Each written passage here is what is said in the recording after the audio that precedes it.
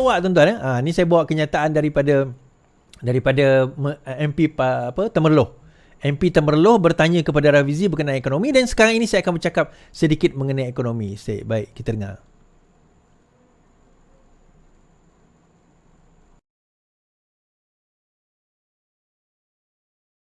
Sebab kalau kita lihat situasi hari ini, krisis kenaikan harga barang yang tinggi, nilai mata wang ringgit yang lemah, keadaan ekonomi merundum. Tak betul Temerloh kalau kau kata ekonomi merudum. Kod mananya ekonomi merudum Temerloh? Pertumbuhan ekonomi naik dari satu suku ke suku. Ekonomi terus berkembang. Kadar pengangguran terendah. Kadar inflasi terendah. Jadi kecualilah definisi ekonomi merudum itu pandai-pandai dibuat oleh Temerloh. Perkara itu tak betul. Kemudian nilai mata wang kita pun merundum. Nilai mata wang betul merudum, tetapi satu dunia merudum. Yang tak merudum sekarang hanyalah Amerika Syarikat. Jadi sebab itu keadaannya tak boleh dibandingkan dengan keadaan nilai mata wang sekarang ini dalam suasana ekonomi dan juga perdagangan antarabangsa yang berbeza sekarang berbanding dengan tahun 1998 ataupun tahun 2015. Kalau nak dikatakan nilai mata wang merudum itu sebagai tanda kepada masalah ekonomi negara, yang berlaku ialah bila mata wang merudum, yang lain pun merudum juga. Gaji jatuh, ekonomi tak berkembang, orang hilang kerja, itu baru boleh kata merudum. Yang berlaku sekarang ini di seluruh dunia, mata wang jatuh kerana kita melalui keadaan yang mana kerajaan Amerika Syarikat menaikkan kadar faedahnya. Kemudian dunia pula berlaku pelbagai pergolakan dan baik, okey. Now, Temerloh tadi menyebut bahawa ekonomi negara sedang merudum, dalam keadaan ekonomi negara merudum. Jadi Rafizi mempertikaikan, dia kata kat mana yang merudum. Dia kata dengan harga barang naik dan sebagainya, ekonomi merudum. Dia kata kat mana yang merudum. Baik, kita tengok macam mana tuan-tuan. Kalau kita nak bercakap, tu saya kata pembangkang. Kalau kita nak bercakap, kita bercakap secara objektif. Kita bercakap secara fakta. Now, ada komen saya baca tadi, tengok barang sekarang ini makin naik dan sebagainya. Compare kepada bila? Compare kepada bila? Compare kepada 33 bulan mereka memerintah. Comparekan minyak kepada 3 bulan mereka memerintah. Comparekan ayam 33 bulan mereka memerintah. Comparekan telur, harga telur 33 bulan mereka memerintah. Harga naik atau turun. Sebab itu saya kata, kebanyakan yang bercakap ni, dia bercakap kepada persepsi dia, tapi dia tak pernah bersandarkan kepada fakta. Baik, hari ini saya buat faktanya tuan-tuan.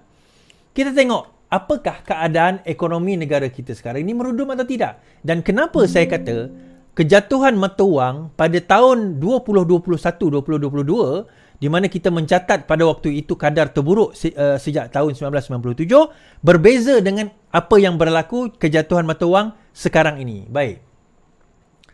Malaysian Economic Overview 2023.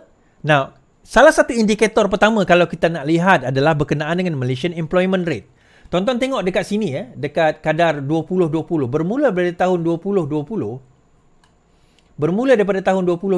kita dapat lihat bahawa kadar unemployment rate, kadar orang yang tidak bekerja tiba-tiba melonjak tinggi. Kenapa?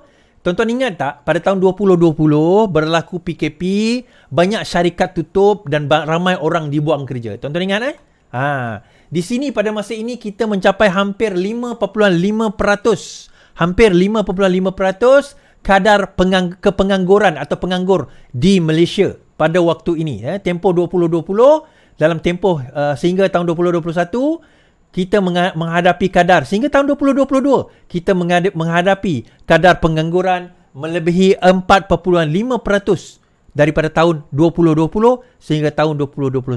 Namun begitu, masuk tahun 2022, kadar mula menurun dan kita tengok pada tahun 2023, kita sekarang ini mencatat kadar unemployment rate di bawah 4%, iaitu pada kadar 3.5% terendah sejak tahun 2020, tuan-tuan. Ini indikator yang pertama.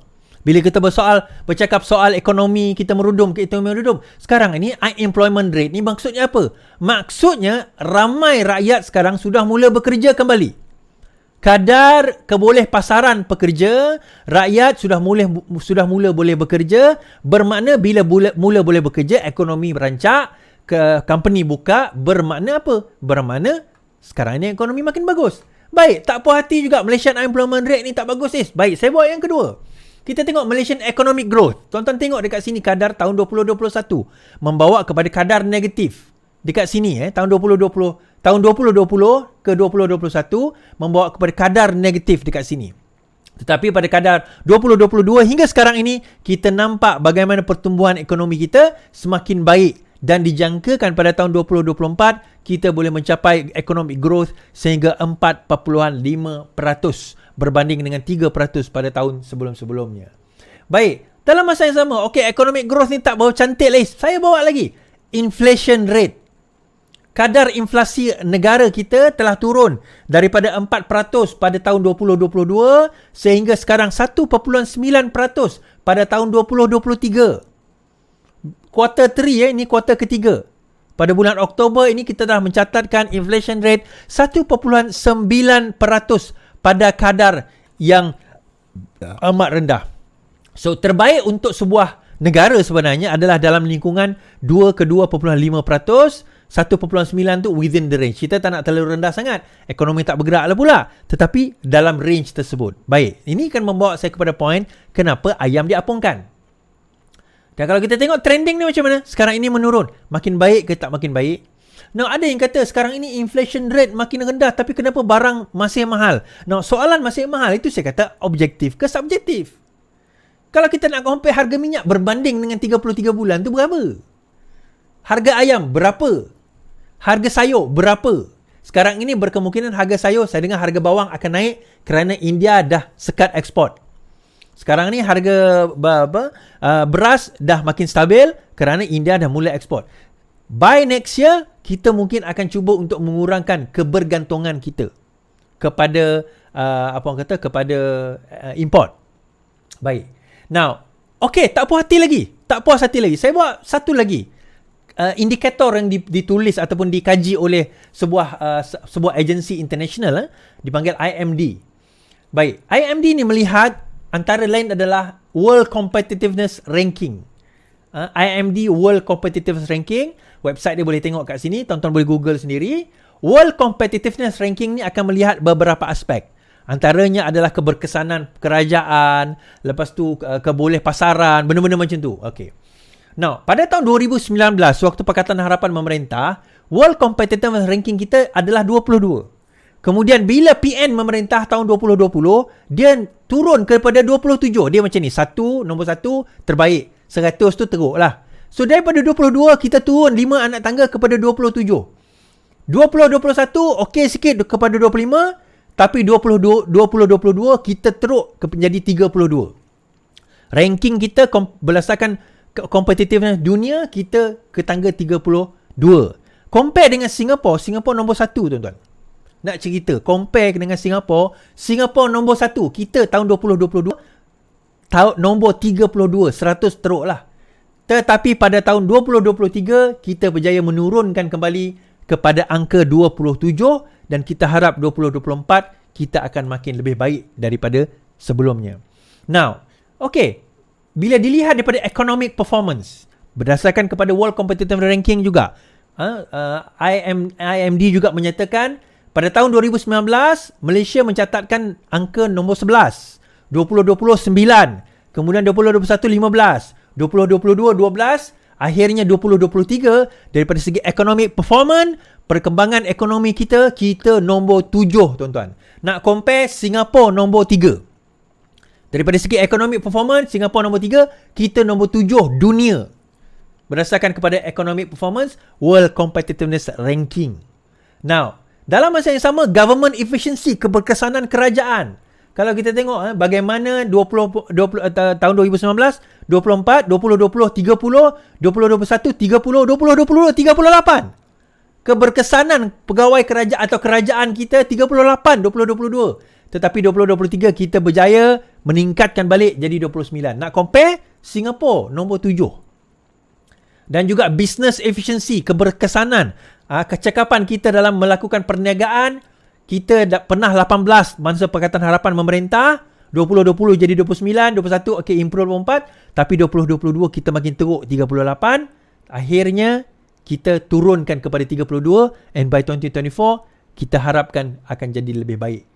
Tuan-tuan, kalau kita nak tengok bagaimana kita nak compare dengan Singapura, kita Singapura nombor 8, kita nombor 32.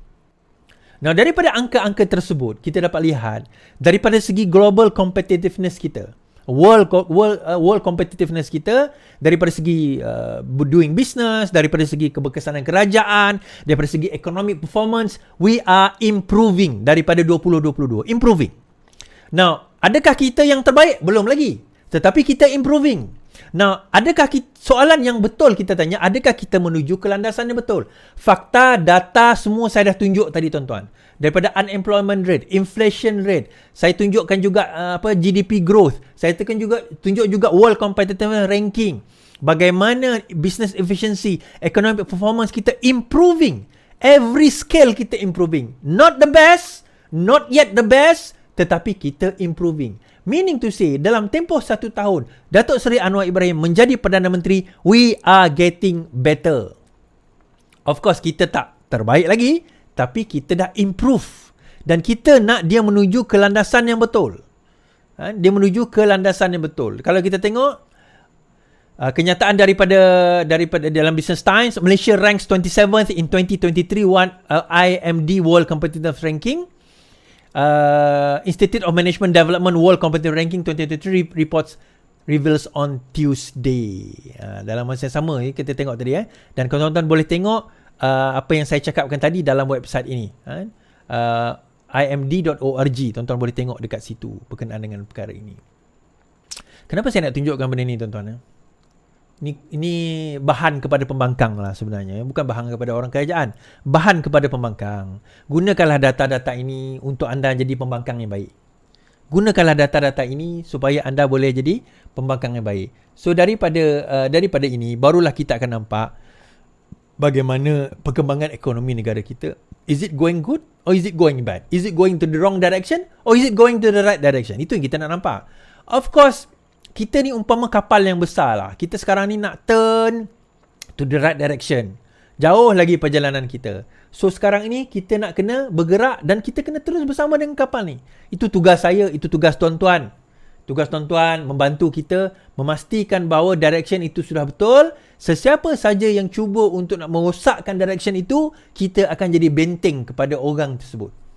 Kan? Jadi benteng kepada kerajaan bagi menghalang orang tersebut daripada terus kita nak merosakkan negara kita.